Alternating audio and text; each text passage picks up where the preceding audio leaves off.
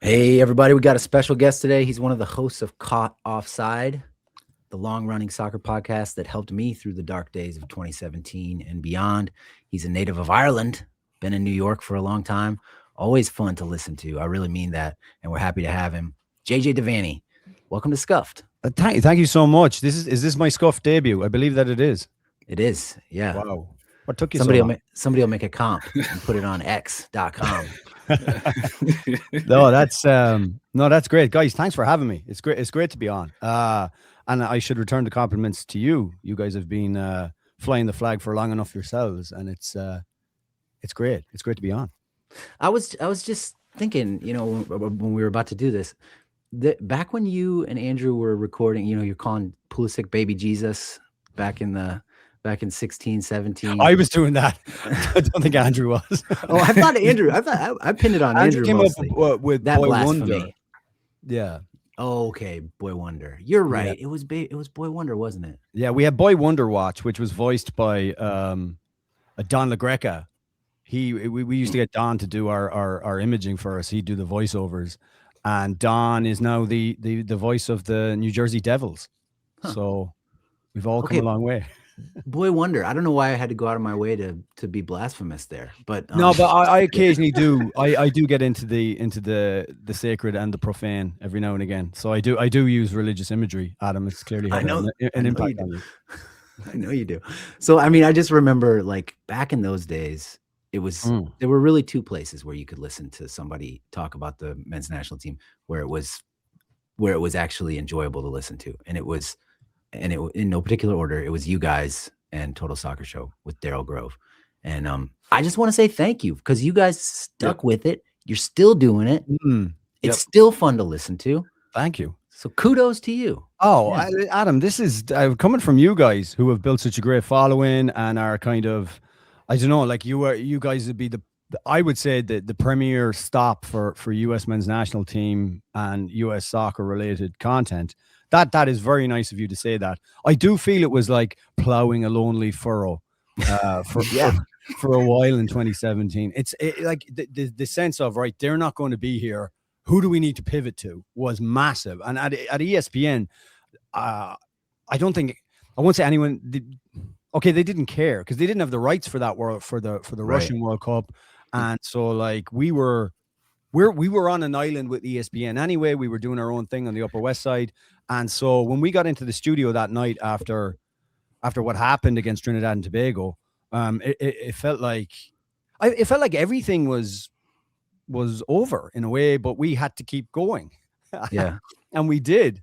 We had the Dave Sarakin interregnum, and then we had the Bear Halter, and like it felt so far away. Like 22 felt so far away. It really did.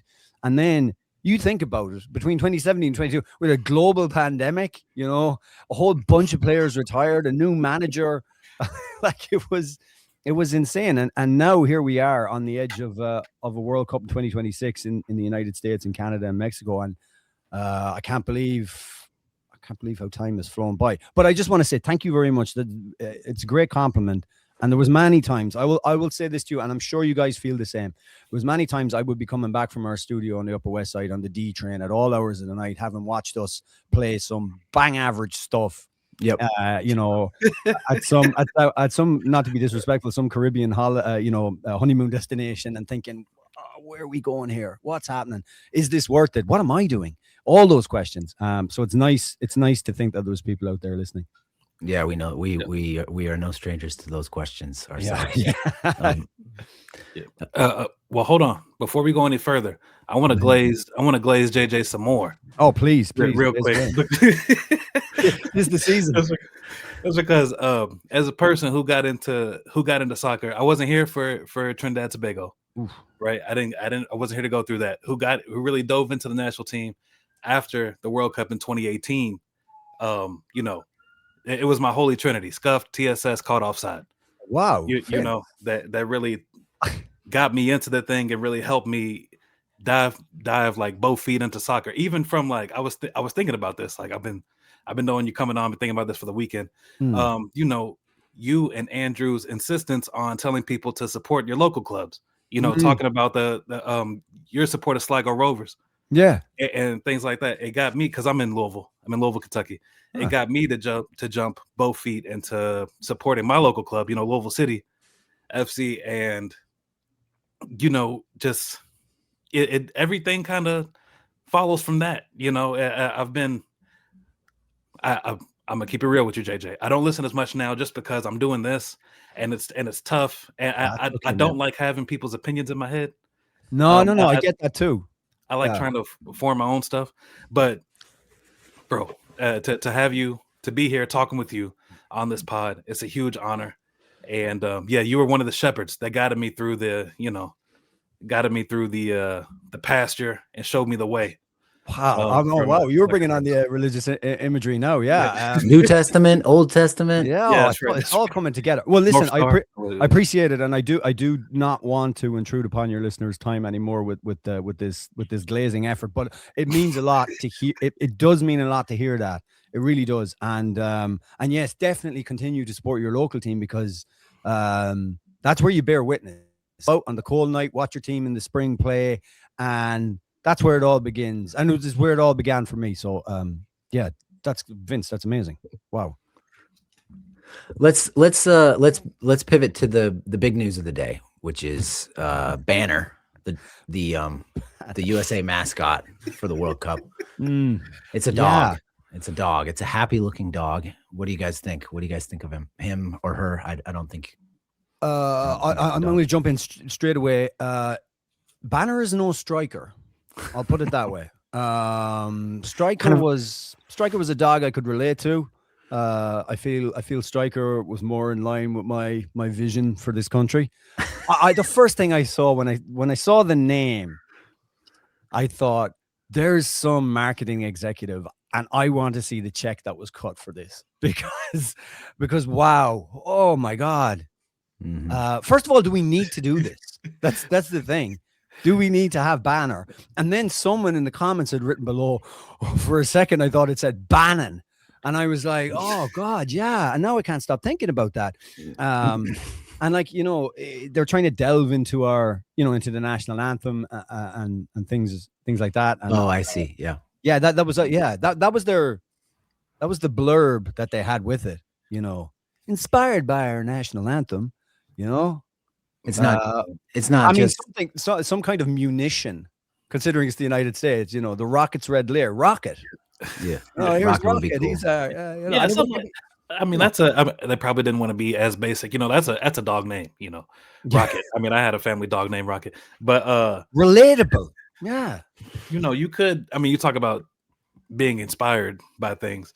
This mascot is not inspired though. If you looked up generic dog mascot, I assume that's the costume you can get from many places in whatever city you reside in currently. I mean, at least give it some edge. I mean, you talk about Striker at least had a little something to him. This is just like a dog. Striker looked like he played a bit. Right. Yeah, and we also had so many they branded him really well. So I remember Striker was kicking a ball regularly whenever I saw him.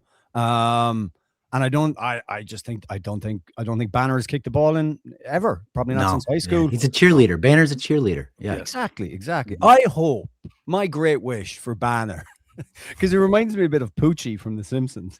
That everyone really unites in hating Banner, like it's a thing. And then Banner grows in our hearts after a great tournament. That's the best we can hope for this guy. We hate him at the start, and then we have success, and he's associated with that success. Because otherwise, this is a disaster. Yeah. We got to fight back from this. I thought I read. Go ahead, Vince. You could see Striker delivering some criticism after a match. You know what I'm saying, that had let him down. Banner, I don't think he has it in him.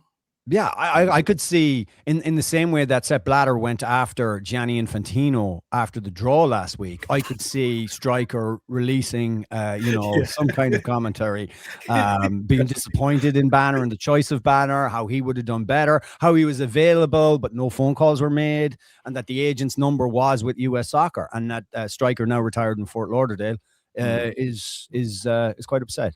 I can see that happening. In fact, I await it.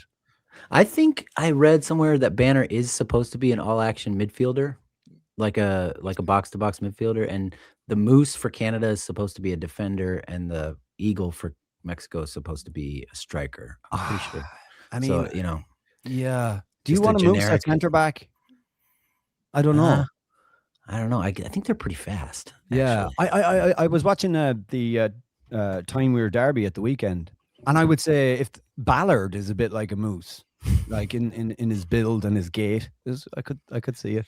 Look, listen, a dog in midfield. Dogs generally have good energy, a lot of enthusiasm. So like maybe it is the right choice, but we'll have to wait and see. They Much can like chase shadows, Sebastian though. They can Berhalter. chase shadows, though. Dogs can.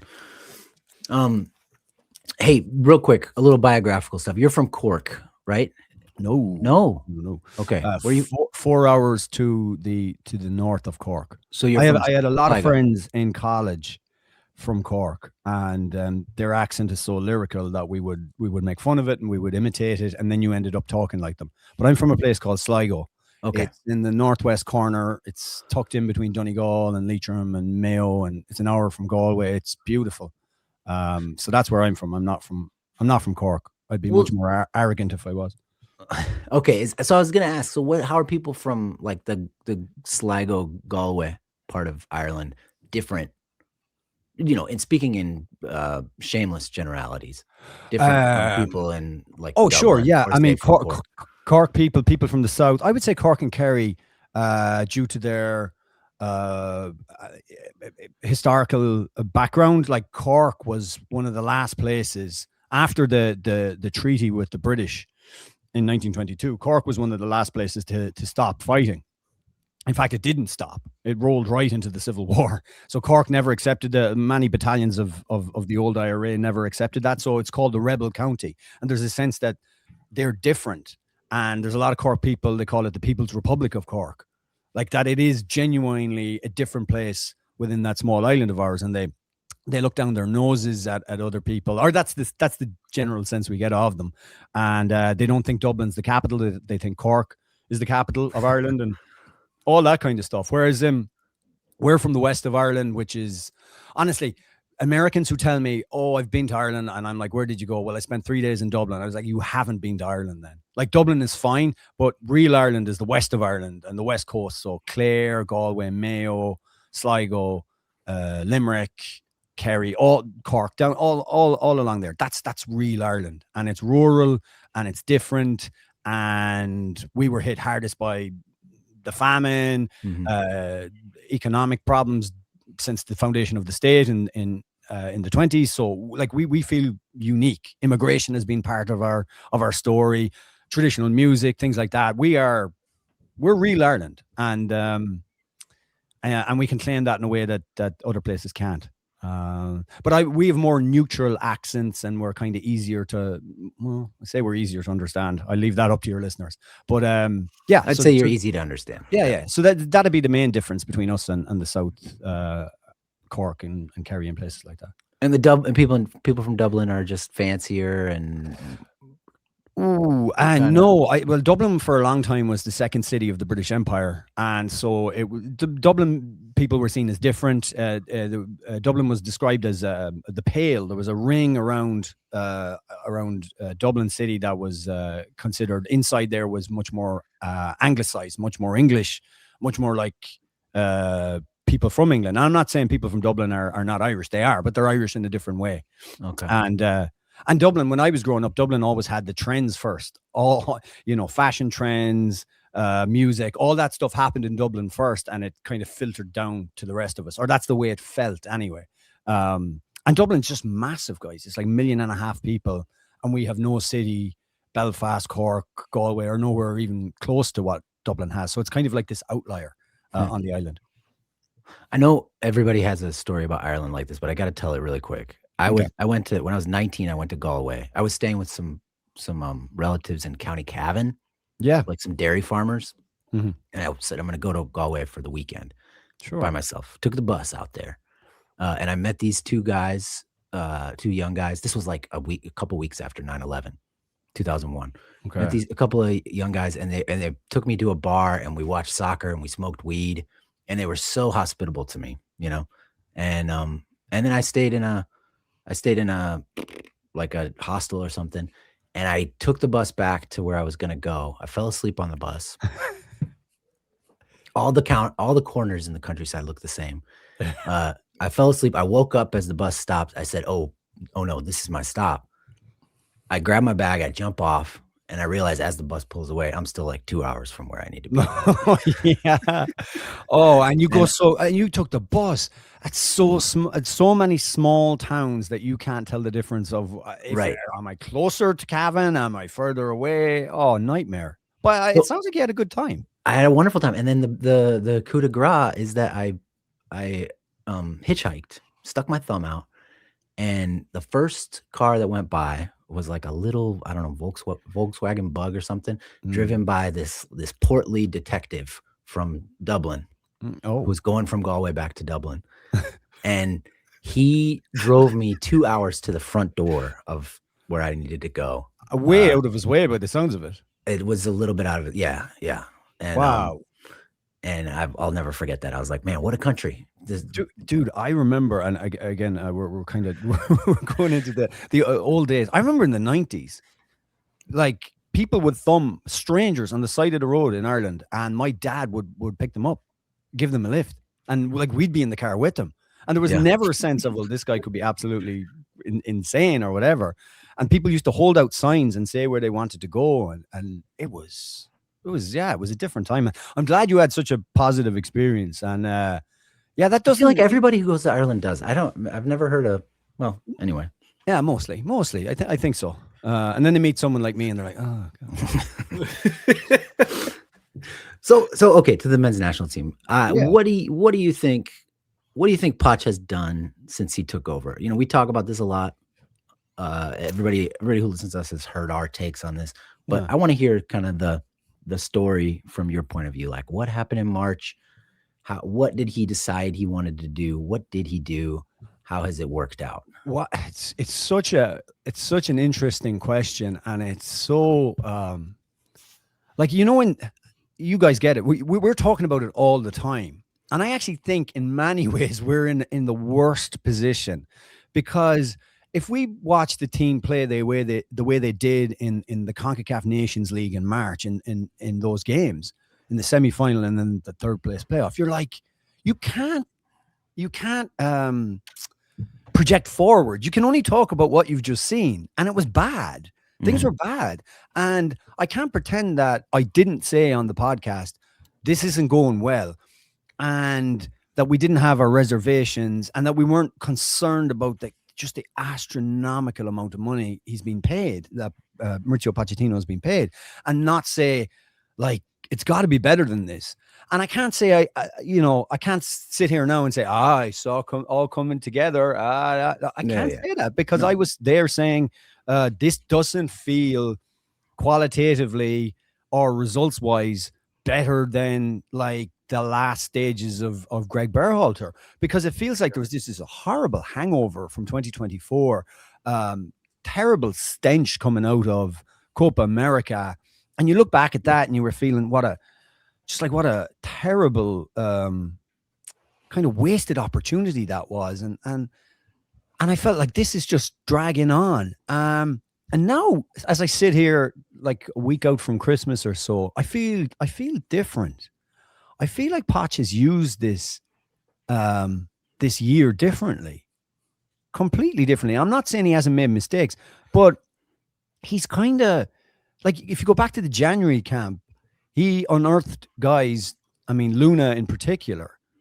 I say unearthed. We knew of their existence, but we didn't see them. I actually did not know of Maximilian Arston's existence. I did not know that was a person. I didn't either. That's fair enough. And look at how those two names have kind of cemented themselves into the consciousness now.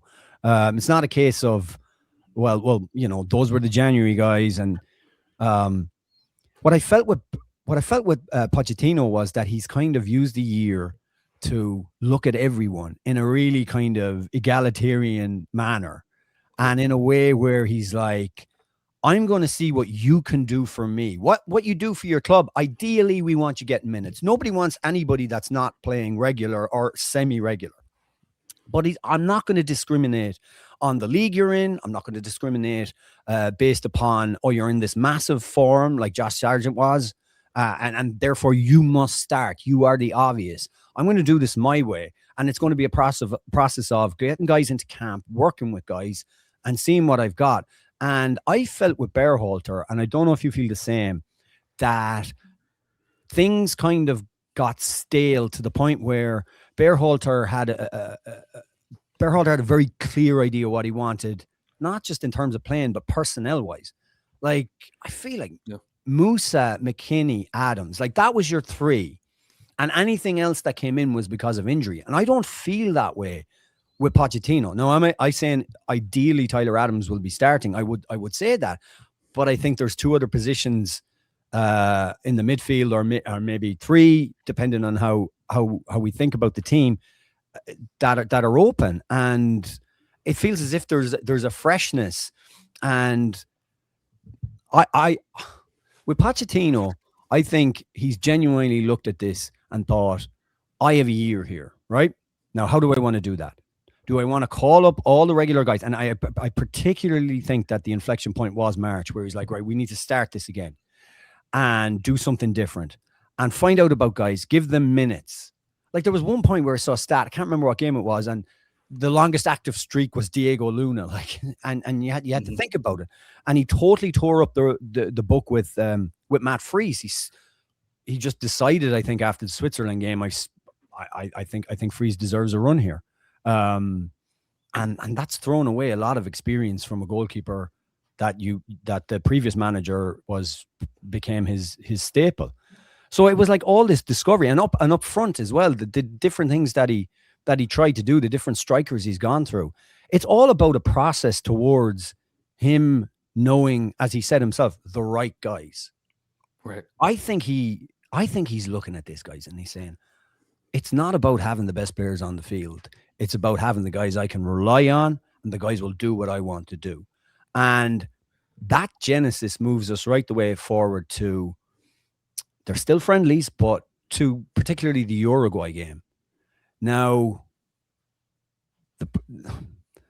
we'll leave aside Uruguay's issues for 1 second. Yep. I think that was the clearest idea of what Pochettino wants this side to be. And it took us, 8-9 months to get to that. And that's what it's been.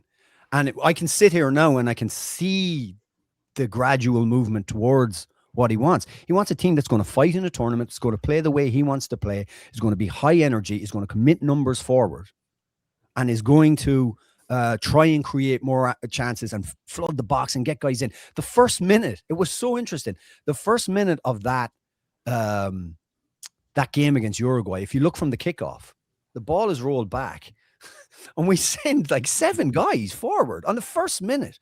And the ball goes flying into the air, up into the box, targeted ball, and we're looking to win second balls and play from there. Look at the Alex Freeman goal.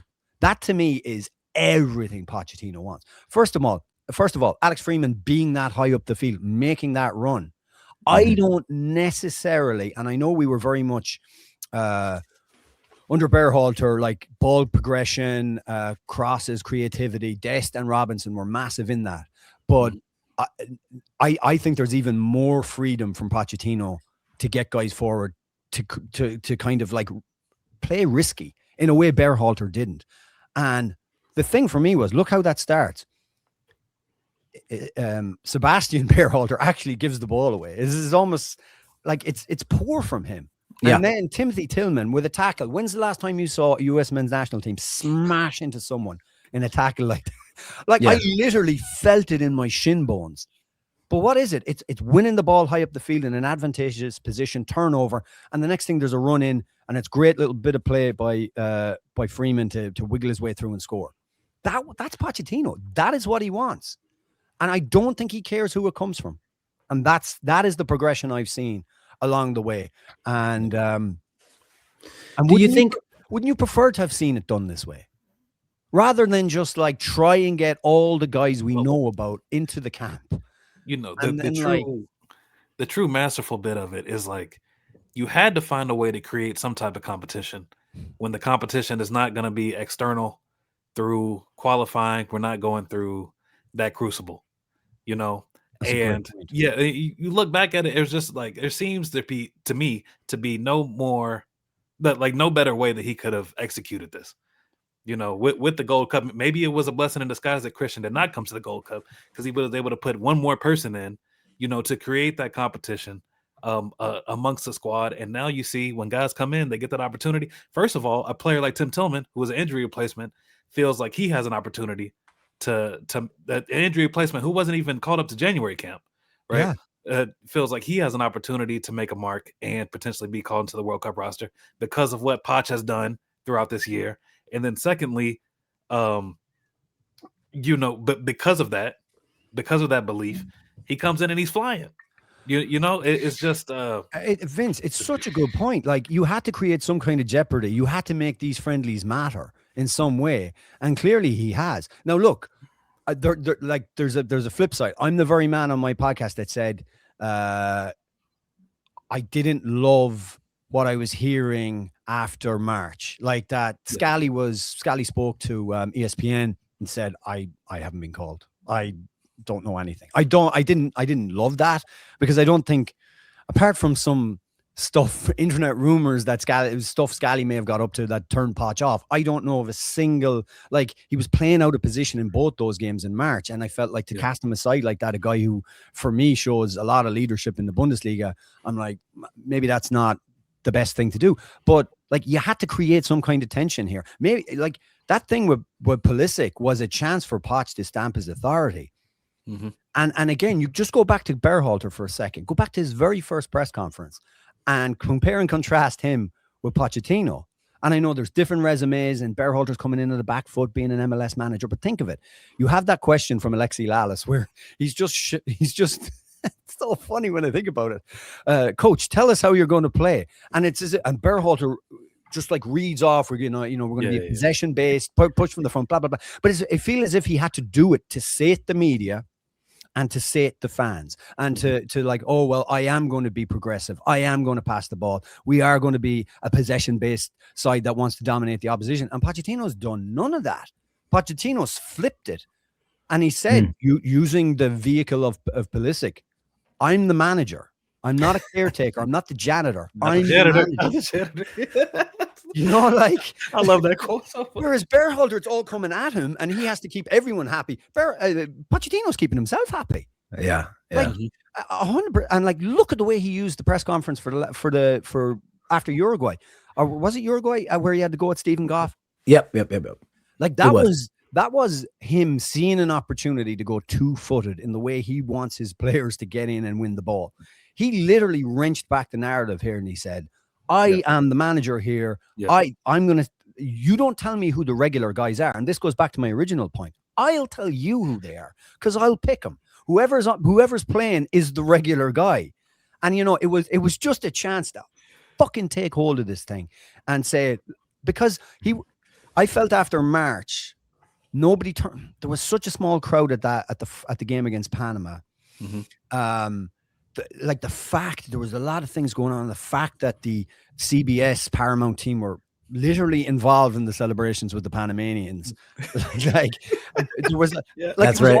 It was the media on, like, remember how hard Thierry Henry was in on the US? Like, it was all converging on Poch here. Yeah. And then you had Pulisic in the summer, and I think he had a decision here. Like, I'm going to set the tone, set my stall out. I'm the manager here. I will dictate how things are going. Whereas it was the other way with Berhalter, constantly on the back foot forever. Yeah. And that showed in his performances by the end. Like, were we a high pressing team under Berhalter by the end? Like, not in any real sense compared to this latter stages of Pochettino.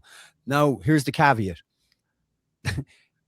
This can all fall apart within a half an hour in your first game in the World Cup. Like, this is all fine, this talk, but if you're asking from what we can see now, from the development across the year, it's been interesting. He's done it his way, and he's got to a core group of guys slower than me or a lot of us would have wanted. But I think largely going into the winter, it's worked. So, go ahead, Vince. Well, okay, so we're sitting here now, the benefit of hindsight. Obviously, I'm just wondering, JJ, like throughout this year, like Gold Cup, friendlies leading up to Gold Cup, all this stuff. Like, did you believe, like, when did you turn around? Was it when we beat Japan, like me, kind of, or was it? I'm as late to it as you, Vince. Okay.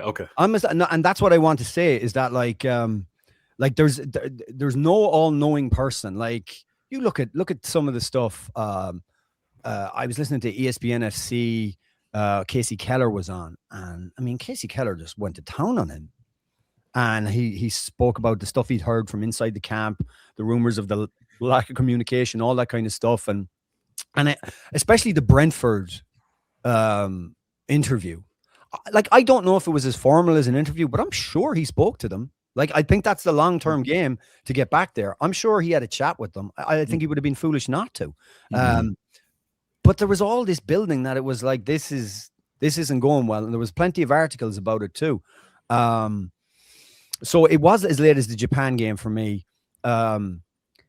And I like, again, I don't want to overemphasize friendlies, but this is all we have to go on. And I definitely felt like the second half against Uruguay as well. Like, there was times where we linked the ball, there was layoffs for chances, even shots that didn't go in, where I thought, this is something. This is much more like it. Uruguay were a rabble, but like, we've played other teams before and never really done that. And we've never done it under Pochettino. So yeah, it definitely was late for me. But now I'm seeing things in a different way. Like, look at the Ener Valencia's goal for Ecuador against us. It was a hell of a goal. It's a great goal. I still think Matt Freese could take one step further to his right, and maybe he gets to that, but it's still a great goal from a guy who's 36, 37. But if you look at the goal, like, it comes because we've committed so many people forward. Like, it's our turnover, and all of a sudden it's just Chris Richards and Tim Ream slightly out of position, dealing. It came down to being just Richards versus Ener Valencia, and he would have loved to have done better. But like, that kind of speaks to you about what Poch wants. And like, isn't that what we all want though? Let's have a bloody goal. Like, let's really, like, I felt towards the end with Berhalter, we were caught on between two stools of like, well, you must be like defensively sound and everything, and then we were just getting beaten anyway, and it didn't really matter. And I'm not saying we can't be defensively sound this way, but one last comparison, because I'm on a tangent here, and jump in, Adam, and stop me. But I feel like, and it's no disrespect to Berhalter, because I do think there was things he got us doing. I do think the changing of the guard and getting those who were young players then in, and getting them passing and moving the ball and sticking with things. Like, if you remember the friendly against Mexico in September of 2019. Remember it like it was yesterday. Yeah. That, like, to me, that was like Aaron Long and us persisting with trying to play out through the back, and we were just getting mauled by Mexico. And you think then what happened over the next 2 years, we started to assert dominance in finals over them, and we just stuck with it. There were good things that Berhalter did. Sure. But I do feel towards the end it was becoming, oh, here's the center back splitting, and here comes the midfielder to drop in. It was like rote. We were doing it. I don't know if we were doing it with like what the kids call intention now. Like, it just felt like this is what we do to try and keep the ball. And often, like, we stopped creating chances. We started doing a lot of the same things. And unless Pulisic had a bit of magic in him, or there was some kind of dramatic bit of play from Dest or Robinson, whenever we could call on them, it didn't feel. I mean, even our goals at the World Cup were like, it just felt like we had to pull it out of the situation. It was just for us to score was. But I have a question for you about all this. So the sort of psychological component of it all is fascinating to me. Poch asserting himself. How much of that egalitarianism, going two-footed at Tenorio and Goff after the Uruguay game, how much of that is just him asserting his dominance over the players? You know, like saying to the regular group, you're not the boss. Maybe you were the boss under Berhalter, but now I'm the boss. Like, how much of it is that? And to Andrew Gunn, I was listening to you guys a little bit. Andrew said he maybe was taken aback when he arrived at how maybe perhaps there was a lack of eagerness to participate with the men's national team. Yeah. So, I mean, I know it's all a little speculative, but what do how much of it is that, like him sending a message to the players? Oh, I think it's 100% the case. I definitely think there was a bit of, he was stung by the way the media treated him. I think he did walk in a bit naively into this with his resume and coming from Argentina and replacing an MLS, a lifetime MLS coach. I definitely think he thought he'd get more respect and more time. And no, we said on the pod when he was appointed, he needs to understand the feral nature of US soccer media and which is driven by fans who want questions asked, who are curious, interested. You can go on some Reddit threads and see some really good tactical breakdowns by supporters. Like they're much more educated, and I think he underestimated that. He made the missteps with like talking about look at college football, like why can't we have atmospheres and fill stadiums like that, and like totally different. Like college football is hothoused within its regions, and it's not the same thing. It's, you know, traveling support. We play in many different venues around the United States. So I wonder, I would like us to have college football crowds at soccer games too. But I think I know what you mean. I think it's harder, but I do think we have a good fan base, but it's a lot to expect the fan base to travel within the US all the time for these games and pay top dollar for tickets all the time. Whereas when Penn State show up, a lot of them are from the hinterland, from the area, and or they're traveling by car. Or, you know, it's a little bit different. But anyway, I do feel that he was stung by the way he was treated, the things that were said. But back to your point about the players, look at the way Berhalter got his second term. Players were consulted, senior players were consulted. We know this, and they were happy to have him back. Right. Why were they happy to have him back? Probably because they ran the dressing room. And you may like that to a point, but there was a safety within that. That's been broken by Pochettino. So your point is very well made. And I do think it had an effect. We're on the podcast now. If you'd asked me 4 years ago, would there be a debate whether Weston McKennie, like what's his position within the squad? Does the manager like him? I don't think I know. Yunus Musa, partly for club reasons and etc. But like, look at his performance against England. I know. In 22. He's back in. So I think the sacred cows, more religious imagery, the sacred cows have been I won't say put out to pasture, but can you put a cow on notice? These cows are on notice. From cows like going out to pasture. I mean, they do like pasture. Okay, well, all right. I'm thinking of Simpson skits here. Yeah, that one where Troy McClure is at the meat factory and he's with little Billy, and he goes, and now the cows go to the killing floor. And Billy goes, oh no, Billy, don't let the name fool you. It's more of a sluice where the meat just. But like, he's definitely put a sense of fear into the players, and like, I do think that message was towards them. I am the arbiter of what happens here, like, and nobody else is. And I know from the inside he's been well received by the big wigs in MLS. I can tell you that. He's brought in a bunch of MLS players, which is a surprise. But he's not bringing them in. Like he has not brought them in because he's been told to. Right. He has not. I don't buy into that kind of talk. I think he'd walk out. I think he'd walk out. Why would he stay around if he doesn't have control of this thing? That's a janitor. Yeah. So it's like that's where I am with the whole narrative. There's definitely an arc to this thing. We just have to kind of figure out or plot what part of the arc we're at and how close to the top of it we are by the time we hit next June. Yeah. Okay. Well, going even bigger picture here for a second. I like to fantasize about the impact of the World Cup in America. Yeah. I just imagine millions of children getting converted to the sport when they see us win 2-0 over Spain in the quarterfinals. Yeah. Setting aside how realistic that specific fantasy is, how do you think about that issue of cultural impact? Like, will it have a big impact? Why might it? Why might it not? So it was interesting because you were throwing. I let people go behind the curtain a bit. So on like Thursday or Friday, you threw out a Google Doc with a few thoughts on it, and that was one of them, and that's the one I thought about all weekend. Okay. Yeah, apart from Anthony Beautiful. Robinson coming back, which was Yeah, we got to get to that. well, we will, because I want to talk about that. Yeah, that was the one I thought about most. And I started off from like, if Vince worked for FIFA and Vince offers me a job, I thought about, well, my first thoughts were very kind of, football is the global game, and it brings in everyone and households and families and communities together and all that good stuff, right? Which I remember from '94.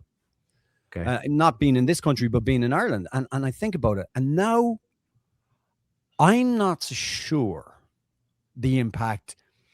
So I think, I mean, the US go on a run, or even just to have a decent tournament, that is going to bring along so many new people. That will do that. And young kids.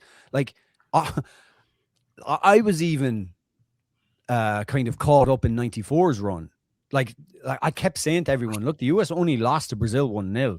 I remember being in the schoolyard saying, and they don't even have a professional league and those kind of things. So it does play on the consciousness, but I'm trying to think of it in the age of the internet now.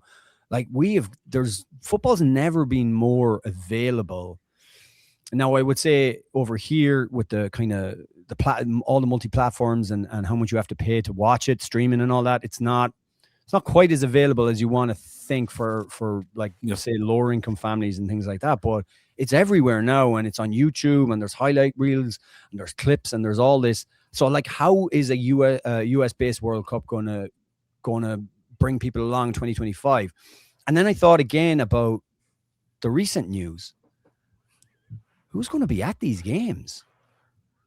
Like, yeah, that's a good point. I love the idea that like Timmy and like Jose and Sally down the block are going to be able to go to these games with their parents, but I'm not so sure. I'm looking at it right now, unless there's some kind of major fall in ticket prices, or like how are people going to get there?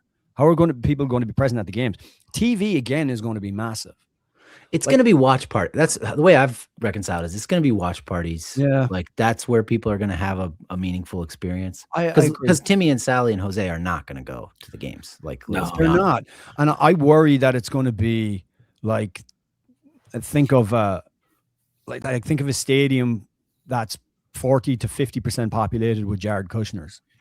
Like I like that is my major worry. Like that kind of money.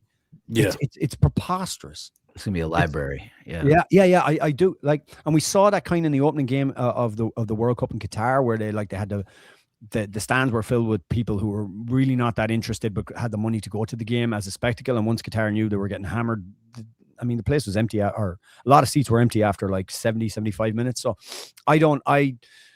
these are the things I worry about. I hate being like this. And Andrew tries to pull me away from it because there is a majesty to a World Cup. There just is. It's so cool to watch these stories. And we're going to have it's going to be bigger than ever. There's going to be so many groups to get our teeth into. And there's so many like matchups, and we're going to have Norway at the World Cup. We're going to have Erling Haaland at the World Cup at the high end. And then at the other end, you're going to have possibly DR Congo. You're going to have Curacao. That is cool stuff. That is good stuff. And that's going to grab the interest of people. But I'd have to agree with you, Adam, in terms of like, it'll be, you watched with your dad in front of the TV, you went out in the backyard and you played, you tried to recreate the goals the same way as we did it. Because it seems just prohibitive now. It really does. And then, there's the other news, which is, I don't know how this will be enforced, and having some kind of idea of how US immigration works. Like, incoming fans are going to have to present 5 years of their social media before they get an ESTA. I mean, if they even try to do that, we're going to run. All I'm saying is there's a backdrop to this that doesn't. 94 felt kind of open and cool and weird, and I talked about it on our last Caught Offside Plus pod. We ranked our top 5 World Cups of our era, and I talked about 94 so fondly, and like Brazil and the Netherlands, they played out a classic in like the Cotton Bowl in Dallas. Like, Yeah. do you know, it was weird and it was wacky, but it was fun and it was a good tournament. It was embraced and people enjoyed it. And I feel I haven't heard a cool thing yet, apart from the story. Yeah. You know what I mean, Vince? Like, I haven't heard a positive thing yet. Like, it's all been tickets. It's all been hotels. Who the fuck can afford these hotels? Like, sorry for swearing, but like, there's nobody here can. I know. Like, and that's my major worry about Impact, because if you deny people going to the games, and I will say this, and I know it's like over 30 years ago, but the amount of guys I met in like their 30s and in their late 30s and their 40s and in their 50s, like through soccer in the city here, who like have their ticket stubs from 94. Yes. Yeah. And they went with their families, like. Right. Yes. They just happened to go. They just like their dad decided, okay, we're going to go to a World Cup game. Yeah. Like, that is not going to happen this summer. It's not going to happen. Nobody's going to be like, oh, well, I guess, yeah, we'll go check it out. Nobody's going to just go check it out. No, it's not happening. Not at $1,000. And you know, we had Rio Ferdinand at the draw in DC last week telling us, you know, how FIFA are aware of this, and you know, we were told that there was not going to be that the FIFA would control the secondary market, and then I saw a report today that Todd Bowley's Vivid Seats are, you know, he's selling tickets for the final for 22,000. Yeah. That's the high-end ticket for the final. Like, at least Kevin Hart, who fell in love with the game in 1994 as well. At least he'll probably be there. Well, I'm glad, because if Kevin Hart couldn't be there, I'd be really worried. And of course, with Chase Freedom Rewards, it makes it much easier for Kevin Hart to be there. Hashtag ad. Yeah. I saw a tweet. I think it was like some English dude that was trying to like follow the team throughout the group stage, or whatever, lodging, travel, tickets, all together. He had it on a piece of like computer paper. He had like scribbled all these things down. Grand total, $42,000. Oh, come on. Oh my God. Like, that's insanity. That's like the average single American like wage is like, what, 45 or something? I think it's like, around there. Yeah. Mm-hmm. So it doesn't sound too good, huh? It's not going to happen in the stadiums. How can impact? Yeah, it's too prohibitive. How can it? Yeah. It's gonna be what you said. I'd love to think there'll be like, so a friend of mine was talking about ideas for me for the World Cup, and he's like, you're in New York, why don't we pick a day where Senegal are playing and somebody else is playing, and we will zip around New York and record this thing. We'll go up to Harlem. We'll go, say, Colombia are playing. We'll go to Astoria. You know, we'll drink it. Albania qualify or whatever. We'll get down to Bensonhurst to an Albanian club and just do the whole thing together. That's what it'll be, guys. Yeah.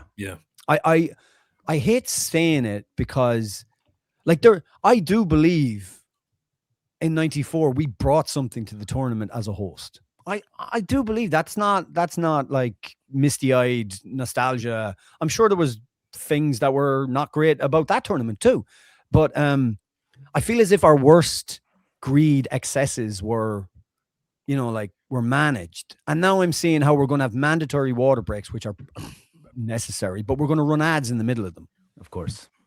And they're going to be across all games, regardless of whether the heat is at that temperature or not. Why we, you know, like, I just feel as if, and again, I'm not going to go political on it. Nobody wants to hear that, but I would just think that the social and cultural zeitgeist of the moment is very much locked into like, let's make a buck and gouge, and it doesn't matter wherever we can make cash. And we have handed the World Cup over to people. It feels like the president of FIFA has handed the World Cup over, and it's right now. Somebody tell me something apart from the fact that a game is close to me and that'll be fun to watch on TV. I need some positivity right now. Well, maybe, I don't know if this is positivity, but is there a chance that the bottom will fall out of the secondary market for these tickets in the weeks before the games? Because I don't know. I don't know what the global appetite for $1,000 seats is, but couldn't it just be okay? Dynamic pricing, the dynamism is suddenly the arrow is heading down, and the people who paid $1,200 for the tickets are trying to offload them for 400 or something. Is that possible? Could that happen? Yes, that happened in the Club World Cup, didn't it? 100%. Yeah, I was going to say that, Vince. Like there was 5 people in Orlando for I can't remember who was playing in the game, and there's so many groups. Like that's the other thing. Like, I mean, there's going to be some games, and the desire to fill grounds won't be there. So maybe you'll be able to get to a World Cup because, like you said, the bottom will fall out of that secondary market, and you'll be able to go online and get something for like maybe within the region of 100. Now, that's not going to be for the big games. Are going to be crazy, like as we saw in the Club World Cup. The bigger crews, like when Boca played Benfica, there was still a few empty seats in the Hard Rock, but it was more or less full because those are 2 teams that travel. It's going to really test the psychopathic fan bases, like we'll say the Scottish fan bases, the English fan base, the Mexican fan base has been so resilient to pricing throughout down the years. Like they will I believe in them. I think they'll face this challenge head on. They are the velociraptors of football fans. They find a way, as Jeff Goldblum said. They will always find a way to get there, and more power to them, and to their credit, they always do. Like if Ireland qualify because of the base of Irish people here and the base of Irish people who will travel and just like mortgage their futures on it. Those are what FIFA are relying on. But again, like, you know, if you're, I think Haiti in a different climate could fill a stadium. I think they could, but are they going to want to show up for this? I would like it's I mean, the diaspora may do it anyway. It'll be all on them because we know. I don't think that travel ban is changing anytime soon. So there's all these things to be considered. And am I still excited? Yeah, the football fan is excited in me. So here's, I just don't want this World Cup to be, you know, like we've stomached so much the last few World Cups, right? And we stomached the Winter World Cup and Qatar, and because the storylines were so good with Morocco and with ultimately Argentina and that great final and the Messi story, we went away thinking, well, they've done it again. FIFA have done it again. We all had our objections, but here we are watching. I just don't want this to be the one. You talked about the ass falling out of the secondary market. I don't want the ass to fall out of the World Cup, and where finally people say that's it. I don't want it to be at our World Cup. Is how I would see that. How does one go about submitting their 5-year social media history? This is a crazy. Like, what do you even do? I can't even find old tweets of my own. It's like hard. How do you download it into a simple thing? And what kind of immigration officer is reading through it? No, nobody's reading through that. Nobody's doing throw it through Palantir or something. Jesus Christ. I don't know how anyone's doing it. I don't know how it's in any ways accessible. We'll do a special how-to episode for people on that front. Yeah. How to wipe your social media before the World Cup. Yeah, I don't know. And and what is, like, what will you have? What do you need to have tweeted for you to not to get access to the United States? And also, why like I wonder if there's like really obscure, like if there's a level of American hatred, and if you hit a certain point, that's, you know, like you can make fun of American celebrities, right? That's at the lower end. Yeah. Unless they're beloved, like say Tony Danza. Can't say. But if you have a tweet with the word Trump and hands in it in the same you're tweet, out. See you later, buddy. You're out. If you're an English Chelsea fan, from the years, 2019 to 2021 or whatever, you say something about Pulley, you might be out of here, brother. Yeah, Vince, you're so right. Yeah, all that Pulisic hate that happened. I remember saying I think Pulisic is a better finisher than Mason Mount. That does not seem like a very controversial tweet. And oh my God, I feel like the whole of Chelsea did. What part of London is that? West London descended upon me. Yeah. So I don't know, guys. Anthony Jedi Robinson made his first Premier League start since May. Went 90 minutes in a 3-2 win over Burnley. What a relief, no? Yeah, huge relief. And he was good. He was mostly good. He did move a little gingerly, I thought, in the game, as I would if I was coming back in and had been out as long as I'd been out, and I was at Burnley. I'd be like, whatever happens, let's just stay on the field for as long as possible. And he did. I will say I had like this moment where it was Josh Cullen that played the pass for the Burnley equalizer. And he split Calvin Bassey and Anthony Robinson. I was like, no, but also, yes, this is good. This is good. Josh Cullen assist. I don't think that was his fault. I mean, maybe he could have been a bit narrower. I tend to think that Bassey was goal side of the attacker. Yeah, it was more Bassey than it was Anthony Robinson.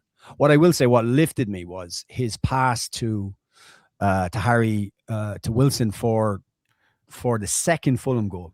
Yep. Yeah, was that Bassey scoring that? The nod at the far post. That is just what he brings, guys. That was so good. So just to quickly refer anyone who didn't see it, it's corner, the ball comes out, and Robinson is tucked in. And the easiest thing for Robinson to do right there, especially a left-footed player, is to do what we see all the time, is to take a touch and then clip it back in with the left foot. Just float it to the far post. Hopefully someone gets on it. But he plays this wonderfully perceptive pass. Now, Wilson has to make the run, but he clips it.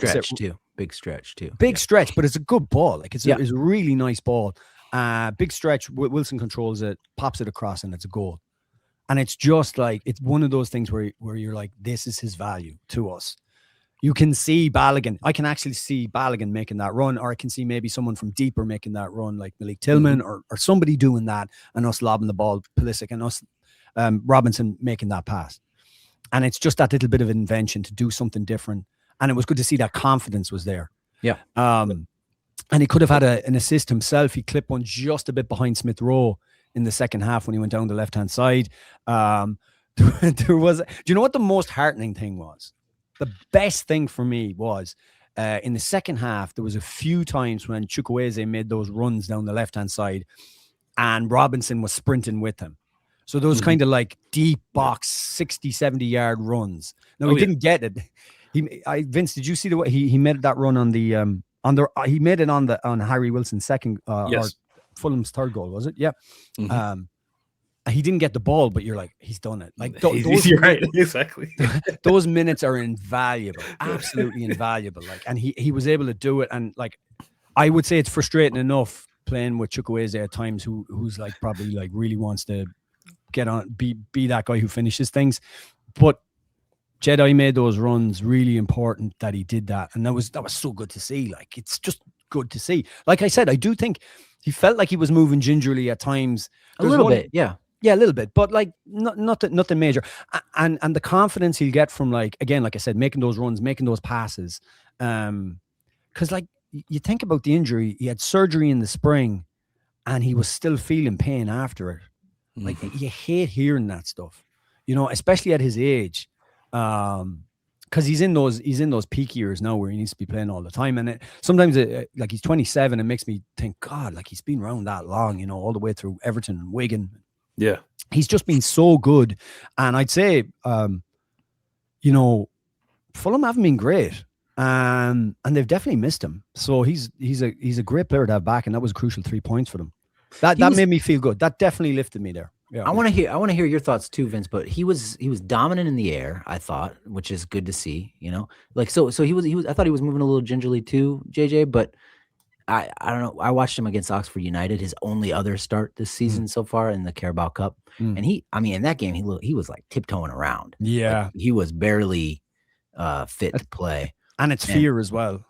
Probably that as well, yeah. But this was I thought like a clear step up from that. It's crazy that he went 90 right off the bat after not playing for so long or not playing much. Yeah, I thought he was great in the air. I thought mostly looked strong and fast. To your point about the runs, pretty good in duels. I mean, there was one time where he got kind of worked down in the left corner. I forget by who. But mostly he was just stonewalling people. So it seems like a huge positive development. It's Vince. You want to come in there? Oh no, I mean, I agree with you, JJ. It's just about seeing it. You know, the Yeah. fact, I mean, because we're worried about his physical fitness. We'll worry about like match sharpness and all that different type of stuff. Like, he did have a giveaway deep in his own half, Mm. like right in the zone 14 almost, where he was trying to lob a ball over to like I think his right back, but it got picked off, and Burnley is just there and able to fashion a chance off of it. But like, I'm not worried about that. No. What I'm worried about is seeing him making those lung busting runs, following Chukwueze as you were talking about. And as long as we got that, we're good. And then on top of that, he's able to get, the hockey assist for that second goal. And so it's gravy, man. It's gravy. And I keep harping on this is, remembering how Poch used Jedi, how Jedi was basically like a key piece that Poch was playing with, Mm. moving him around. We saw him inverted. We saw him in his first match. He was, wide left, and we were just hitting long balls to him over the top against Panama, like That's right. repeatedly. And he was, I would say he was the man of the match in that match. But yeah, I think I just like to keep hammering that home, because I see people saying that maybe like we can't use Jedi in the same way that we're using Max Arfston, and I don't necessarily believe that. Two different skill sets, obviously, two different skill sets, but I do think we can get the same utility out of Jedi by using them slightly different than we use Max, but he can fulfill that role. And also Jedi's role as a fireman is gonna be really important to go along with what you were saying earlier, JJ, about we play more risky now under Poch. His ability to get back and snuff things out is gonna be really important in the World Cup, I think. Yeah, and look, we're gonna be oftentimes, I feel like, in transition when the other team gets the ball.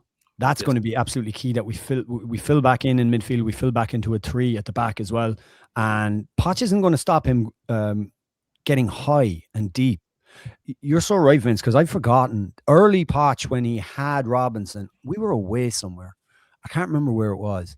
And I just thought, look how high he is. And like all the time, keeping him high. And you're right, different skill set to Arston. He's a better passer of the ball generally than Arston is. Well, he's far away, in my view, a better passer of the ball. Not to say that Arston can't swing in across, but it was it was really, really good to see him back. It's good just for him. Do you know what I mean? Like he seems like a good guy. He seems like a guy who really, really committed to playing for the US. Yes, and I enjoy watching him play for Fulham a lot, and for the US, and he's just so important to us. And like I hate the thought of these kind of injuries and the frustration he must be feeling, not being able to be involved, not being able to be in around the camp and everything. And it was just nice to see him back, and getting the win, and that those 90 minutes they're going to mean so much to him. Yep. But now, is the real test. I see. I would love to be in that Fulham training room today. You know what I'm saying? Like, let's see how it's bouncing back. Is it the side? Does it look like a beach ball? Yeah. Today, sure. all that different type of stuff. So 100%, yeah. We'll be able to tell next week what's really going on with regards to Jedi. But yeah. I mean, you would think to be able to come back in and go in the full 90, like should be somewhat good. I would think so. I would say, if he's sore in the hammies, sore in the groins, sore in the quads, calves. Yeah, that's expected. Yeah, that's expected. That's fine. You just don't want no more pain in that operation site or anywhere near that knee. Yeah.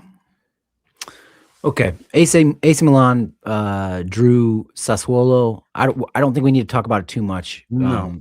Pulisic came off around the hour mark, apparently a tactical choice. I just mostly want to ask, I mean, unless Vince, if you have something to say about this game, let's get into it. But I'm good. Mostly just want to ask you, JJ, to explain how you think, like, what do you think of Pulisic's evolution as a player? We talked about 2019, 2021 era at Chelsea, where he had ups, he had downs. Yeah.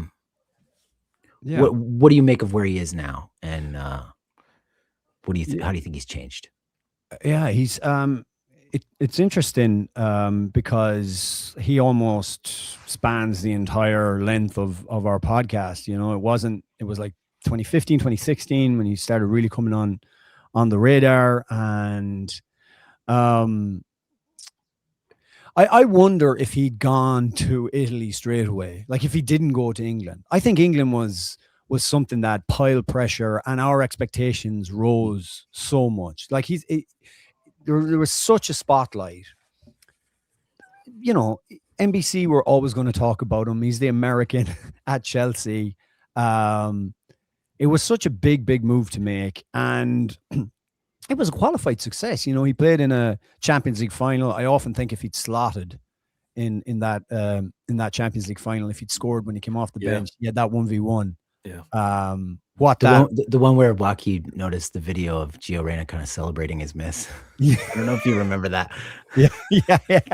There was a U.S. camp going on at the same time, and Gio's right. watching it from a conference room, and he's like, he sees him missing. He's like, oh. That's right. Oh man. Anyway. Yeah. So I think and he became this like what you didn't want, because everyone just got out of whack of expectations. And you know, like, first of all, Chelsea has it ever been a really great place for youth players to come and to blossom? Like, not really. But at the time, it seemed like such a big move, and I can see why he did it. And like I said, earlier on when I tweeted about him, I when he was fitting on the field, and the stats back it up, he was very good for Chelsea. It took him a while to settle to get into the side, and expectations over here were just like through the roof. We didn't just want him to start; he had to be doing something amazing every single game. And now he is doing that at one of the biggest clubs in the world. Whatever you think of Serie A compared to what it was in the 90s. We had James Horncastle on the podcast last week, and he talked about Pulisic, and he talked to juxtaposed Pulisic with Rafa Leão, and he believes Leão could be, if he wanted, like in the category for Ballon d'Or, you know. And it's right now, it's Pulisic doing the things for that team that you would expect, or would have expected maybe a couple of years ago, that Leão would be doing. 100%. This is brilliant. This is great, and we should enjoy it for that. Like, it's absolutely fantastic. He's leading Serie A in terms of offense, and like, isn't this great? Like, what? Like, the fact that it had to be done in England just shows how out of whack our expectations got. Well, Chelsea's a great place to go to not do so well, and then have your next stop be like incredible. Didn't Kevin De Bruyne? Yeah, De Bruyne, Christian Pulisic, I'm sure there are more. Salah in a way. Yeah. Salah, although Salah had a bit more of a circuitous path. Salah didn't work out at Chelsea. De Bruyne didn't work out at Chelsea. Or I say they didn't work out. Maybe Chelsea didn't work out for them. Right. Maybe that's the way to frame it. And then they went off and to have two of the best careers we've ever seen in the history of the Premier League. So, we got locked in because, again, we are bombarded with the Premier League in this country. It is the league of it's our national league in many ways, because more people watch this than they watch anything else, really. Mm-hmm. And so we get into this Anglo mindset where you must succeed there to be a player of worth. And I'm just, you know, you can have fulfilling, brilliant careers, and it does not have to be there, you know. And I mean, with all due respect to that region of the world, JJ, I mean, would you rather live in Milan, or would you rather live in? I guess London would be pretty cool. Would I like to live in Yorkshire or would I Liverpool? Like yeah. I mean, well, I've particular affinity for Liverpool, but if we're going with weather and food, it will probably be Milan. But it's not. It just seems to me like. Look at what Pulisic has done. Look at what Scott McTominay has done. Yeah, they've shown their value, and it's not a flash in the pan. Now, you could argue both players gave something to their Premier League teams and were cast aside because maybe narrow-mindedness or lack of patience, whatever you want. But they're there, and they're playing in a massive league, and they're doing fantastic. And I see a lot of, like, I saw last week, the latest was Pulisic to Manchester United, and I'd kind of caution against that kind of stuff. I wouldn't do it. United are still not fixed probably at any level, really, board level, certainly not at recruitment level, and probably not right on the field right now. It's still not 100% sure that this manager is going to work out there. And I think stability has been key for Pulisic. He's somewhere where he's comfortable. He's breaking records for an American player in Europe. Why? I wouldn't mess with that so much. He's regular access to the Champions League. Yep. Another thing he learned in England is I think he did start to become a box arriver under Lampard at Chelsea, and that is like his bread and butter now. Is his movement in the box, his ability to get on the end of stuff, as opposed to being a guy who just would like have his heels on the chalk, get the ball, and then turn and burn at people. You could say he's added more of that to his game, but then I think of one of his most explosive moments was you just described it there. Again, was it against Napoli at home where he gets the chalk on his shoes and he runs in behind and he has the assist for someone? Oh, that's true. He did. God, like he that did was so that, good. yeah. You can but you're right, Adam. Like he does more. Like he's definitely arriving and getting on the end of things way more than he used to. And who better to kind of emphasize that to you than Frank Lampard? But it was. I wonder though. My question though is do you think he can sort of put himself aside and be that kind of player for the national team instead of having everything run through him all the time? Yeah, and that's a great question because I still don't think that's resolved, and we haven't seen enough of him under Poch to say that that's gone away. There's oftentimes, particularly early stage Poch, where things weren't going great, where he was still dropping in the midfield and then trying to beat a couple of guys. Getting fouled a lot, getting hacked. Like he picks up more knocks and you think you don't need to do this. Like your movement alone off the ball. And I often thought that the national team, as much as he says he loves playing for them, and maybe it was realized this summer, is a burden to him.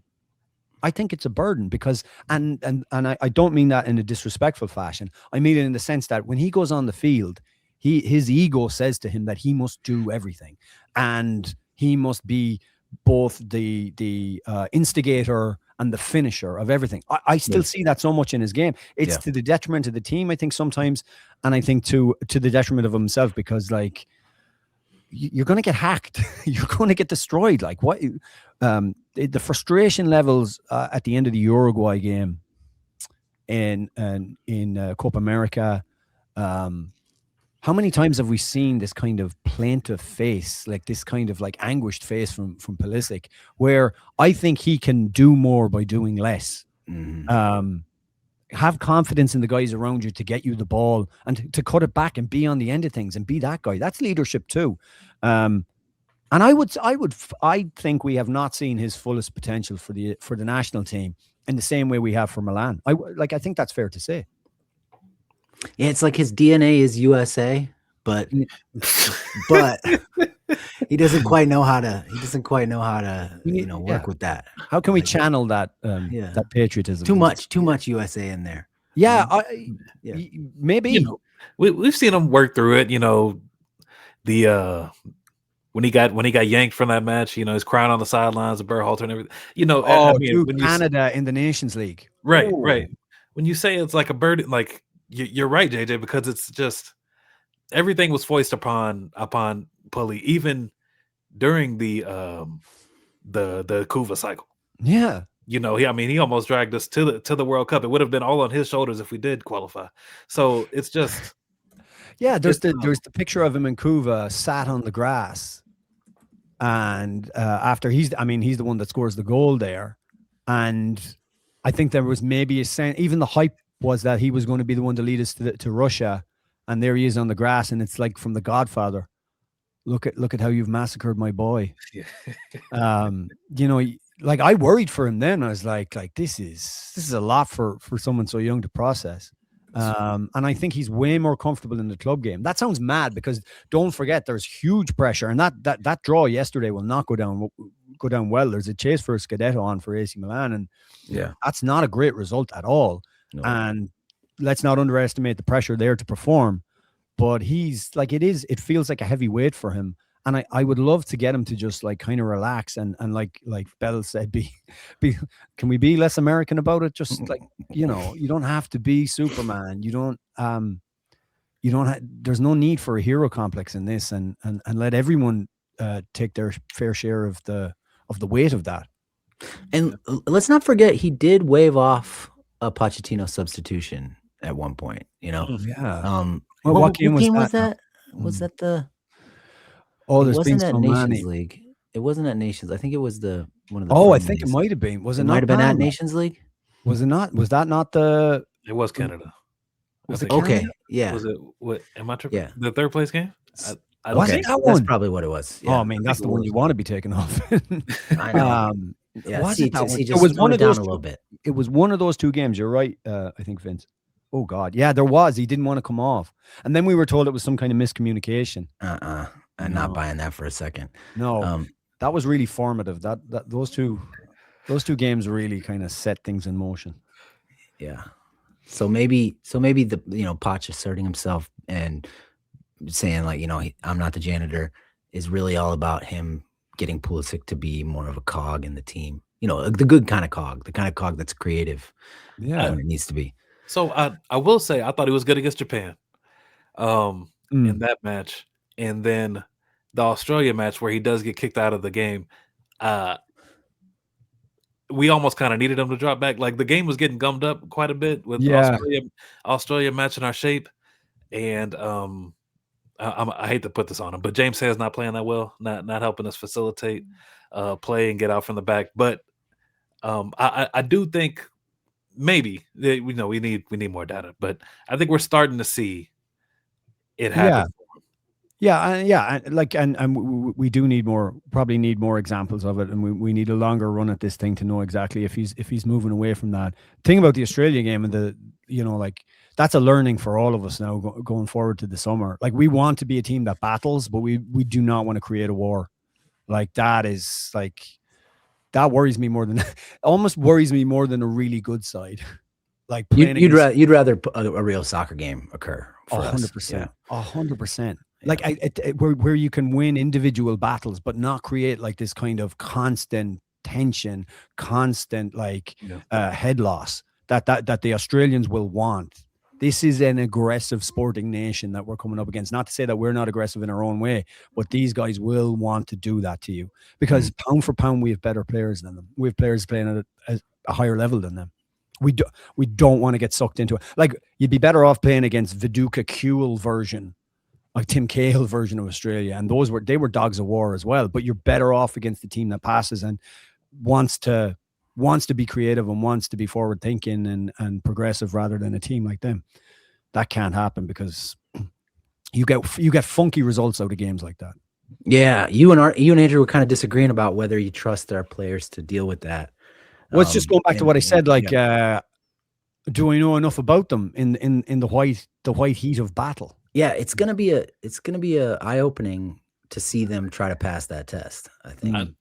I thought we better than the Berhalter era. I thought we have handled Australia well, and I thought we handled who's that? Paraguay. Yeah. Well. So obviously Uruguay and Uruguay. I know Uruguay were a mess, but like we outfought and outbattled those guys. Yeah, because that was a big thing for me, just as a former college football player, JJ. Oh, you just can't have you can't have Surge hitting somebody in the chin. You can't have somebody kicking the ball out of stadium. You can't have Weston's like I understand emotions get high in a game or whatever, but it's like that's where your discipline shows, right? Yeah. Is in those moments, and we got to be able to walk away from it. And I thought we did. I thought we showed some growth in those areas in those two matches. So I'm hoping that maybe we got a new leaf turn, man. 100%. And you want that. You do want a level of aggression, and Poch does want that, but it's got to be controlled aggression. Gotta be controlled. It doesn't lead us into situations where we're down a man or we get knocks or injuries that we don't need to have just because we're chasing vendettas on the field. Yeah. Okay. We're in the 81st minute here. Oh my God. That's too much for me. That's way three much. No. This has been great. Let's do three more things. Okay. Real quick. Pepe scored another goal penalty. Yep. Dest had a really nice run and assist for another goal in this game. The winner. Yeah. Goose Teal. I just want to know where you think Pepe stands. I mean, we're applying a 50% discount to both of these actions. because they're in the Eredivisie. But Oh no, and I'm not doing that.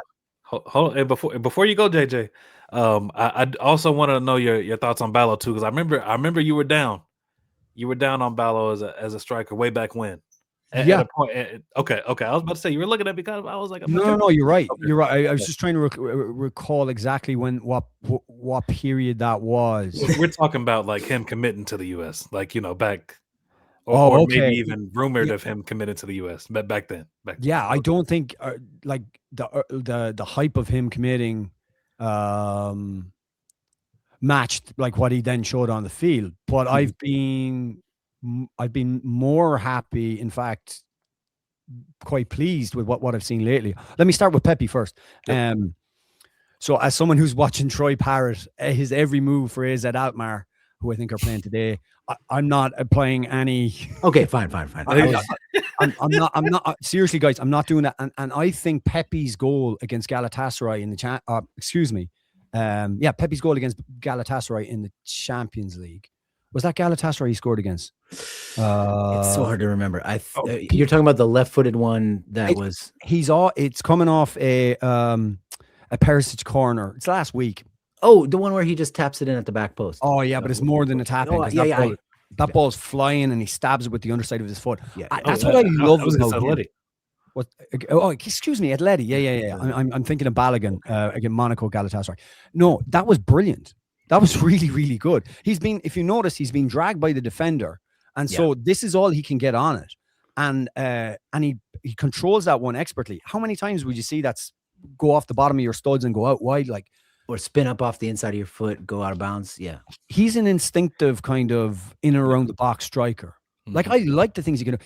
He's good in the air. He's a lot of his finishes are quick snapshots where the ball is breaking. He scored another one in the Champions League. I know it was via deflection when maybe the keeper does better or whatever. But like he's a fox. I hate the term fox in the box, but he is a bit like that, and he gives you something different. Now I don't think Poch is going to go with him because I think Balogun has made an impression in the last few games. There's something happened. I think it may be being fully fit and just. Feeling himself again, but I think Balogun's been very good the last few games. Like I think the early going against Ecuador, I thought he was like running the channels, running in behind. He had a couple of early chances there, and it was just pure explosion. And I thought he had the bit between his teeth for that game in a way like that was beyond a friendly match. Like he's like, I have to prove something here. And I saw now he had a miss. The goal he scored against Gala to win the game for Monaco last week was like he comes. I think he goes in off his knee from a corner, and he missed a sitter before that. But the runs he was making, he makes one in behind. I think it was Minamino played the ball in behind to him, and it's like 50-50 with the defender, and he blazes past him, uses his strength, and he's 1v1 with the keeper, and maybe he's not the most polished finisher. He puts his foot through it, goes over the bar. But like, I love that run. I love that explosiveness. And it mirrored what he did against Ecuador for the US. I think he's coming into it a lot more.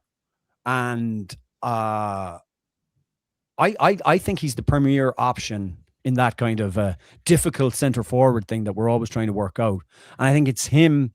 And then there's Pepe. And then there's Haji Wright. I think that's kind of your order right now. I'm glad you're saying it, because we say it on the podcast all the time that he creates, even if he missed that chance, the one that he blasted over where he got his shoulder between him and the center back, he gets that chance when most of our other most of our other strikers don't. He gets into that position to score in ways that our other strikers can't. Yeah, and his layoff spinning behind game is just. It's good. It's really, really good. No, you want to play to his strengths. You don't, he would be a very frustrating forward to have if you're in a game, you don't have much of the ball and you're isolated. But at the same time, if you spin one in behind, he's a willing runner. The goal he scored for Monaco at Bodo Glimt as well. Do you remember that one? I'm pretty sure. Was it a left-footed banger like off? From the tight angle. That's what.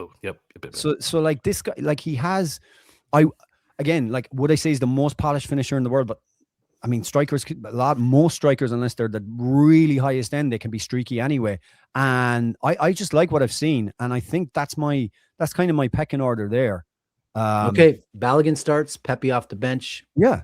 We if the ride. game's tight, you need something. Pepe can give you plenty as well, and it's kind of Pepe's role at his club. It's what he does. And I, as Pepe's gone on, I've liked him even more, and I think Haji Wright's kind of development is interesting too. And he's a player who's Poch clearly likes as well. That's kind of where I'm at with the strikers. Also under the tutelage of Frank Lampard. So Yep. Again, but I told Frank, well, I didn't tell him, but I said via my podcast, I said, Coventry and places like that is where he should have started, like go there first and then branch out. Why is it Fox? Why is it Fox in the box is kind of an unsettling, unsavory term? It's sort of weirdly sexual, kind of Beatrix Potter. When you say box and fox, there's the slyness of the fox. And then box has imagery that you're you're sort of like sneaking in there, and then there's also just the bloody mess that foxes. If you grow up in the countryside, the bloody mess that a fox can leave of the hen house. Yeah, that kind of imagery there. Man. Yeah, we're going down a dark path, guys. Yeah, okay, let's stay out of there. Nokai Banks, is he turning a corner? I don't know how obsessively you've been following this young center backs development, but because of our paucity of confidence inspiring center backs. So it's a major point of interest for us. Go ahead. It is. So I'm not gonna lie to you and sit there and say he would be the first guy that I'm looking for when I'm like say I go through how things went at the weekend for the US, and I'll first of all I'm thinking, which is just again very kind of basic bitch. How are the US doing? How are the strikers doing? Who scored? Who assisted? That's the first way you go. What I would say about him is, and again, I noticed it on the rundown that you did, Adam, was like, we're turning a corner at 19. Who's turning any corners at 19? Like, oh my God, it's just it's the way we talk about footballers, and I'm not criticizing you for it. I think like fine. As you talk about JJ, it's just the curse of doing this every week. We create our own narratives, spin them each and every. Sometimes we turn a corner and then we turn another one and then we turn another one. And then we're back where we started. Exactly, 100%. So what I would say, what I like about what's happening there is, there's obviously a kind of there's a growth path he's on. It's one of the most difficult positions to come into when you're young. Like it's like, so if you look at like the history of a lot of great players, Steven Gerrard springs to mind. Like, even if they're very good midfielder, strikers or whatever, where do they go in when they start their career? Maybe at fullback or maybe on the wing or something like that. You kind of ease them into the side, and he's in there kind of centrally and in the thick of the action. What I like about him is that, like, I know he's right-footed, but like he's comfortable on his left as well. Oh yeah. That's massive. And I know comparison isn't fair, but if you're watching the Scottish League Cup final at the weekend or any Austin Trusty Celtic game, I worry about like that position for us should a mishap happen. You're not sold on Trusty, I'm gathering. Well, who is? Like, yeah. I have some Celtic fan correspondents who are lobbying for us to talk more about him, but yeah, I agree. I mean, Brendan Rodgers went back and forth.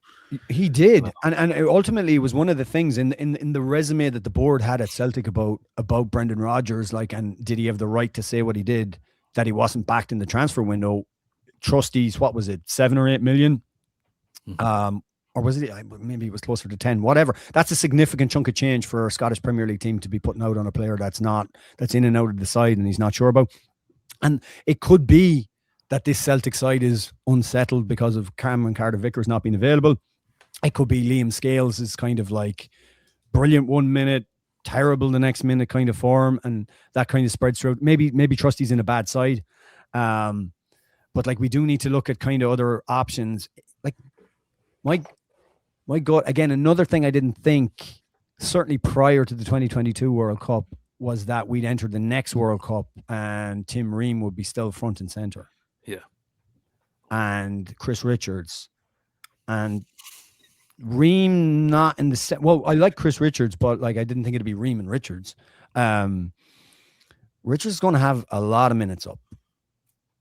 Going to have a lot of time up. When you get into that outside of January and February, a knock could happen. Mm-hmm. Where do we go then, guys? We just got to pray for a miracle, at center back. Yeah. How are miracles 5 times a day, trying to bring all the great religions into this. Podcast episode. Yeah, definitely. Well, look at our friend at Augsburg. Look, I'm not watching him. Probably he seems to be a point of interest for you guys. Yeah, let me say something real quick. Went 90 in a 2-0 win over Leverkusen a week ago. I think played pretty well that time. And then I think he did put in a more interesting performance. I mean, Leverkusen hit the post like 14 times in that game, so it was like really, really a lucky thing ultimately. But a more interesting performance in the 1-0 loss to Frankfurt. He had a goal called back. He was just narrowly offside on a corner kick. Not on the corner kick, but because you can't be offside on a corner kick. That's impossible. But it was off the flick on the corner kick. It was like a step offside. But he was doing a lot more carrying of the ball, finding passes between the lines. I still think he's a little bit sleepy about what's going on to the right of him as the right center back in a 3-man back. There's times where the ball gets played out there and he's tucked in and he's just kind of, oh yeah. And then there's nobody over there. Is he quick at him? Vince. Not really. I mean, he's quick enough. That face, Vince, says it all, man. You can't roll back from that. Yeah. I mean, you want to quick. I would say no, not at this point. If we're talking about like World Cup level, you're facing whoever, Jordan Boss coming down the left side for Australia. Is he able to stay stride for stride with him? No, not necessarily. He's not outlier quick. No. Okay. League average. Right. No, do you know what I'm going to do for you? Do you know what, guys? I'm gonna tune into. I'm gonna grab a game, right? That he's playing, and I'll do a brief scouting report, and I'll send it to you. And if it tallies with what you've seen, you can make okay. That'd be awesome. The best thing to do. Yeah. Please. All right. Let's move on from him. Corner turn. Who knows? But I'll say this: he continues to play. Number one. Yeah. Yes. Number two, I think last week or the week before, I came out here and Belz, we were talking. I was like, man, I don't understand how he continues to play just because of like some mistakes he was making on and off the ball or whatever. But this is something we talk about a lot. We talked about it with Tanner Testament. It's like, man, these young players, you got to find a club that believes in you. Augsburg clearly believes in Noki. He continues to get minutes. At this point, I mean, is it what 6, maybe 8 matches in a row he started? I want to say, yeah. He's going to start for a long time because their captain, the central defender, he's out with a knee injury until like April. So, yeah, guys, this sounds very positive overall. It is positive overall. It's just he leaves me wanting a little bit in his performances from week to week. But he's a young lad in it. That's and when you were 19, Vince, imagine me evaluating you on a very popular podcast. Come on, bro. Come on. Imagine me. Vince hasn't turned the corner yet. Right. Oh man, the corners I was on when I was 19. Oh yeah, I mean, Belz turned the corner a little too sharply and hit the telephone pole at 2 a.m. Exactly. Yeah. Some very rough film sessions for me when I was 19 years old. I mean, what position did you play, Vince? Offensive guard. Okay. Ooh. Yeah. Last thing, Tillman had a great game versus Cologne, 2-0 win. Yeah. He had a backheel pass in the box that should have been rewarded with an assist. Just a heavy touch from Kofane, I think is his name. And Preston won it, went 1v1 with the keeper, blasted it over, played another little pass in the box that could have been an assist. And Leverkusen dominated Cologne. They're fun to watch. They're a fun team to watch. Yeah. Still after like what Xabi Alonso set in place with them. Right. And all the messing that's gone on since, they are still an entertaining side. He's another guy that's really kind of come through with Pochettino. He's still fleeting for me though. A little bit. Yes, fair. Yes, There's We times talk when about I'm that. like, God, like he's got everything. And then there's other times where I'm thinking like, he can fade out of games dramatically, or he can, feels like concentration's not fair, but it's something like that. It is. But like, I think Poch really likes him. I think he's made the most of the time over this year that he's had and the starts he's got. And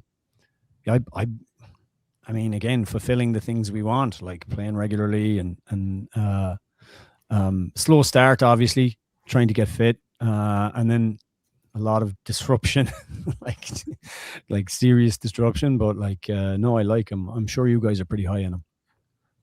Yeah, we love him, but I think you're right. He's a very cerebral player. He kind of likes. He's sort of. I kind of feels like a football idealist a little bit. Like things have to be. He wants to do things that are perfect. Yeah. And, I don't know. I'm way out over my skis here, but I do think there's something there where he's not quite as good week to week as he could be. I do think this is one of his better games on the season, though. He's making plays everywhere. Just as far as like defensively, talk about pressing, winning the ball against the 1v1 against the keeper. He won the ball at the press like 2 or 3 times, pressing with intensity. Things that I mean, similar to JJ's point, it's like you don't know things you don't always see necessarily from Malik. But I mean, I think he's pretty much fixed this. Last year with PSV and then into his stint with Leverkusen, just his like off ball intensity. I mean, he really brings it now, and he's so big.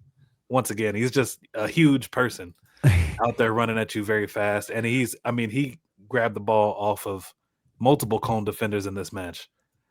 Just seizing on loose touches. So. Vince, to that point, he fits into a category of younger footballer, and I can think of a few names, not all U.S. men's national team players, where you're like watching them and you're thinking, you've got so much, but you're not that assertive, and I feel like that's come a bit more into his game. Like he could do so much more, and has also the frame to like knock a few people around, to be like kind of more dynamic. He reminds me a little bit, not at totally different positions, but like Evan Ferguson, who's only like recently kind of hit a bit of form at Roma. But it's like you see them sometimes and they're like quite, you want to just like scream at them, like let's go, come on, pick it up. And I think if his survival, he's got to keep that level. His survival under Poch like relies upon that. And I talked about Balogun and that kind of like, I definitely think there's an intensity Poch is looking for from his players. And it doesn't matter how skillful you are, like a Tillman or whatever, you have to bring that level of intensity first and foremost. And he's gotten that tune out of Malik. Yeah. And whenever Poch talks about Malik at all, I mean, the most glowing praise of probably anybody in the pool. Definitely. They really have a relationship. All he needs to do is break his nose now, like Diego Luna did. And maybe he can be on Times Square, man. Maybe he can be in the ad. Exactly. All right, let's get out of here. Well, real quick, just before we end the Malik Tillman thing. So, clip notes coming, ladies and gentlemen. Everyone knows. JJ, you might not know. We release on our Patreon a video that comprises all of the weekend action from our lads overseas, usually about 12 to 15, 16 minutes. Think of it as like maybe like 6 comps put together. Beautiful. The good and the bad. And you get that, you give that to your subscribers. That's right. That is amazing. Where can I subscribe? Patreon.com/scuffedpod. Scuffed Pod. Yeah. That's right. And I brought that up. I brought the clip notes up just to say, when I was grabbing clips this morning, just I lengthened Malik's out just a little bit, because in this match, you can see him. I lengthened him out because you can see his process, and how he finds pockets of space within Colin's defensive shape. He really takes his shoulder checks, looks around, gets his 360-degree view, and then he'll just find the sweet spot right in the middle of the triangle of defenders around him or whatever, and he knows where his player is that he's gonna pass the ball to either first time or whatever when he or either first time or when he receives it and turns and finds him. He has all that. He just really showed a mastery of that in this match. And when you talk about him being like a football idealist, and I think his view of what he wants his football to be, I think it was realized in this Cone match. And so that's why I just wanted to get that out there, because I enjoyed really watching him, and he was really pulling strings from the 10 position in the way that I really want him to. Belz, we talk about him passing the ball backwards a little bit too much for our liking, but yeah, in this one, he was really cooking. And really, before we get out of here, JJ, if you had to start somebody, Malik Tillman or Gio Reyna in the World Cup, if Paraguay match was today, Malik Tillman. Okay. And listen, I'm on the record. As much as I like Gio Reyna, I don't think it's a technical issue with him. I don't think he can get around the field in the same way Malik Tillman can. I think there's a. I think that's one thing that struck me when he came off the bench in a Champions League game last season was athleticism. Modern game, guys. Modern game. There's always place for the small, skillful player, but the athleticism, getting up and down, getting around, I don't always see it with Reyna. So I'd start Tillman. In saying this, it just made me think, because I watched them both this morning. These same plays that Malik was making in the press, Gio was kind of pressing in the same areas, and the defenders were able to get the ball and get it away, and Gio was just doing a lot of hacking out there. So he was able to, I guess he was able to kind of control the space by not allowing play to continue, because he was just getting there late and like nibbling at heels or whatever, which is cool. I'll take it, I guess. But there was a stark difference, and that just popped in my head when I just heard you talk about it. Yeah, and that's the way I feel when I watch him. And also, just a final point on this: who's more likely to get injured or get hurt trying to play that kind of game? Record wise, I'm not saying Tillman has been completely free of injuries; he hasn't. But Gio Reyna's record is like maybe that kind of game is too robust for him. Yeah, hard to disagree with either of those points. As much as I love Gio Reyna. Yeah. By the way, that's an awesome service that you offer. That's brilliant. CaughtOffside.supercast.com is what we do for our Plus service, where you get more of me and Andrew rambling on. It's awesome. Imagine you don't have enough of it on the free pods. Go over to Plus and so get more. CaughtOffside.supercast.com. Okay. Yeah. And you guys go longer, go deeper? No. Sometimes we do extra segments. Sometimes we go longer, go deeper. Sometimes we do extra segments. There's something we want to talk about. Sometimes it's mailbags. Sometimes it's we have to do one soon where we have a Zoom with our subscribers and they all come in and we chat and we have fun with it. Or we have different segments that we've done.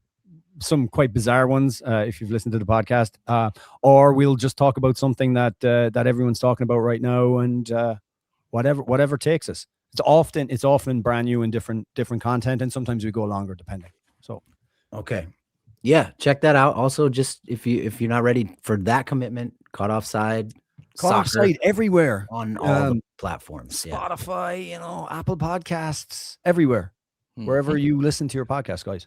And listen to both of us. That's the best thing you can do. That's right. I mean, like I said, that was part of the Holy Trinity. And actually, I remember you've got me through some sleepy drives home from games. That because of the fact that y'all have the rapid reaction out.